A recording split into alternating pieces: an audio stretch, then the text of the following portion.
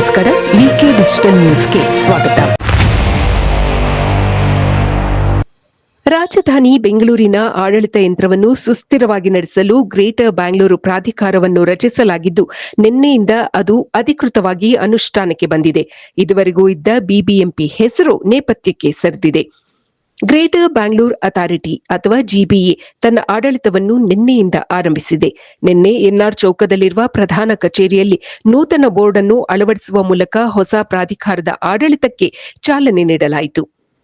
Greater Bangalore ಅಡಿಯಲ್ಲಿ 5 ನಗರ ಪಾಲಿಕೆಗಳು ಕಾರ್ಯನಿರ್ವಹಿಸಲಿವೆ. ಕೇಂದ್ರ ನಗರ ಪಾಲಿಕೆ, ಬೆಂಗಳೂರು ಪೂರ್ವ ನಗರ ಪಾಲಿಕೆ, ಪಶ್ಚಿಮ ನಗರ ಪಾಲಿಕೆ, ಉತ್ತರ ಹಾಗೂ ದಕ್ಷಿಣ ನಗರ ಪಾಲಿಕೆಗಳು ಎಂದು 5 ನಗರ ಪಾಲಿಕೆಗಳನ್ನು ಗುರುತಿಸಲಾಗಿದೆ. ಬಿಬಿಎಂಪಿ ಮುಖ್ಯ ಆಯುಕ್ತರಾಗಿದ್ದ ಮಹೇಶ್ವರ್ ರಾವ್ ಅವರನ್ನು ಜಿಬಿಎ ಇದರ ಮುಖ್ಯ ಆಯುಕ್ತರನ್ನಾಗಿ ನೇಮಿಸಲಾಗಿದೆ. ಬಿಬಿಎಂಪಿಯಲ್ಲಿ ವಿಶೇಷ ಆಯುಕ್ತರಾಗಿದ್ದ ಮುನಿಷ್ ಮೌದ್ಗಿಲ್, ಸುರಳ್ಕರ್ ವಿಕಾಸ್ ಕಿಶೋರ್, ಕೆ ಹರೀಶ್ ಕುಮಾರ್, ಪ್ರೀತಿ ಗೆಹ್ಲೋಟ್ ಅವರನ್ನು ಜಿಬಿಎ ಇದರ ವಿಶೇಷ ಆಯುಕ್ತರನ್ನಾಗಿ ನೇಮಿಸಲಾಗಿದೆ. ಬಿಬಿಎಂಪಿಗೆ ಮಂಜೂರಾಗಿದ್ದ ಹುದ್ದೆಗಳನ್ನು ಜಿಬಿಎ ಇಲ್ಲಿಗೆ ಹಂಚಿಕೆ ಮಾಡಿ ಸಿಬ್ಬಂದಿ ಹಾಗೂ ಆಡಳಿತ ಸುಧಾರಣೆ ಇಲಾಖೆ ನಿನ್ನೆ ಆದೇಶ ಹೊರಡಿಸಿದೆ. 5 ನಗರ ಪಾಲಿಕೆಗಳಿಗೆ ಐಎಎಸ್ ಅಧಿಕಾರಿಗಳನ್ನು ಆಯುಕ್ತರನ್ನಾಗಿ ಹಾಗೂ ಅಭಿವೃದ್ಧಿ ಆಯುಕ್ತರನ್ನಾಗಿ ನೇಮಿಸಲಾಗಿದೆ.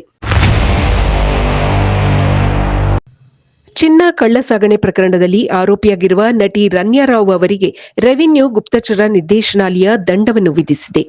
277 ಕೋಟಿ ದಂಡವನ್ನು ಪಾವತಿಸುವಂತೆ ಅದು ಆರೋಪಿಗಳಿಗೆ ಸೂಚಿಸಿದೆ.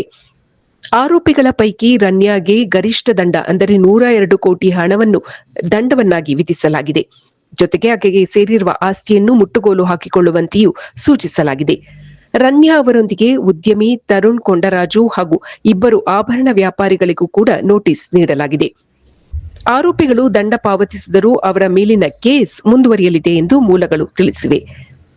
ಇದೇ ವರ್ಷದ ಮಾರ್ಚ್ 3ರಂದು ದುಬೈನಿಂದ 14.2 ಕೆಜಿಯಷ್ಟು ಚಿನ್ನ ಕಳ್ಳಸಾಗಣೆ ಮಾಡುವಾಗ ರನ್ಯಾ ರಾವ್ ಬೆಂಗಳೂರು ಏರ್ಪೋರ್ಟ್ನಲ್ಲಿ ಡಿಆರ್ಐ ಅಧಿಕಾರಿಗಳಿಗೆ ಸಿಕ್ಕಿಬಿದ್ದಿದ್ದರು. ಇದು ಈವರೆಗಿನ ಸುದ್ದಿಗಳು. ಮತ್ತಷ್ಟು ಸುದ್ದಿಗಳಿಗಾಗಿ ನೋಡ್ತಾ ಇರಿ ವಿಕೆ ಡಿಜಿಟಲ್ ನ್ಯೂಸ್. ವೀಕ್ಷಕರೇ, ವಿಕೆ ಡಿಜಿಟಲ್ ನ್ಯೂಸ್ ಯೂಟ್ಯೂಬ್ ಚಾನೆಲ್ ಅನ್ನು ಲೈಕ್ ಮಾಡಿ, ಸಬ್ಸ್ಕ್ರೈಬ್ ಮಾಡಿ ಮತ್ತು ಹೆಚ್ಚಿನ ಜನರಿಗೆ ಶೇರ್ ಮಾಡಿ.